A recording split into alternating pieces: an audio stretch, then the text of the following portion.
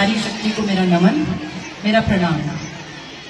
आज जो Gyandeep public school ने ये इवेंट यहाँ कराया है, आप सभी जानते हैं कल इंटरनेशनल वुमेन्स डे है, अंतर्राष्ट्रीय महिला दिवस।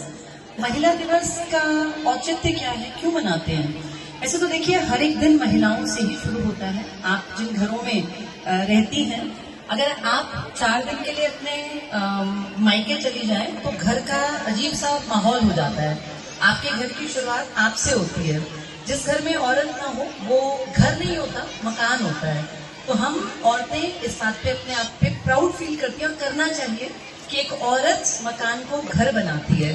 हम इतने मजबूत हैं, इतने सबल हैं, इतने ताकतवर हैं कि जिसको घर कहा जाए, जहाँ सुकून मिले, आराम मिले, उसको बनाने में सबसे बड़ा योगदान आप महिलाओं का, मुझ समेत, मैम समेत, हम सबका है। तो महिला दिवस कोई एक दिन बनाने की चीज नहीं है, पर फिर भी क्योंकि टाइम टू टाइम अपने आप को याद दिलाना पड़ता है। एक बहुत लंबा समय रहा जब औरतों ने यातना से भरा जीवन जिया, जब औरतों को महज पैर की जूती समझा जाता था।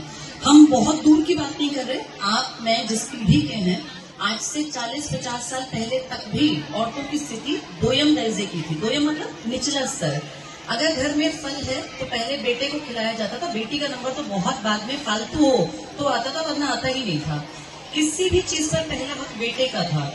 इंसान ने जब से होश संभाला इस समाज सोसाइटी में, हमने जितना हिस्ट्री को पढ़ा, एक टाइम था जब औरतों की इज्जत बहुत ज्यादा थी, जिसे हम वैदिक काल कहते हैं। इसलिए बहुत सारे लोगों ने इस बात का पक्ष लिया कि वेदों की ओर लौटो।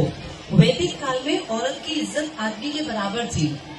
इनफैक्ट हिस्ट्री की किताबें कहती हैं कि औरत ही घर है। ऐसा लिखा हुआ है हिस्ट्री की प्राचीन किताबों में कि महिला है तो घर है, जो शुरुआत में मैंने आपसे बातचीत भी की। टाइम भी था, एक ऐसा टाइम आया जब जमीनों पे कब्जे करना आदमी ने अपना लक्ष्य बना लिया।